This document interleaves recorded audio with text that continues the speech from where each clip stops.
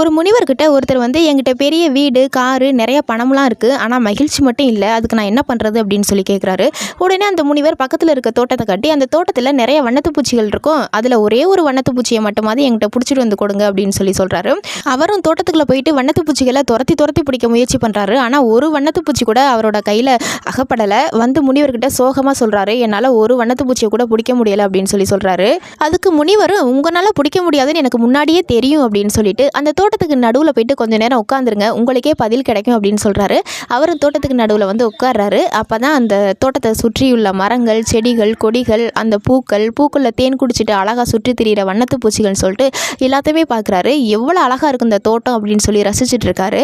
அப்போ அவர் ரசிச்சுட்டு இருக்கும் போதே அவரோட தலையில், தோளில், கையிலன்னு சொல்லிட்டு நிறையா வண்ணத்து பூச்சிகள் வந்து அமருது. அவருக்கு ஒரே மகிழ்ச்சி. அப்போ தான் அவருக்கு எல்லாமே புரியுது, நாம் இத்தனை நாளாக வாழ்க்கையை ரசிக்காமலேயே மகிழ்ச்சியை துரத்தி பிடிக்க முயற்சி பண்ணியிருக்கோம் அப்படின்னு.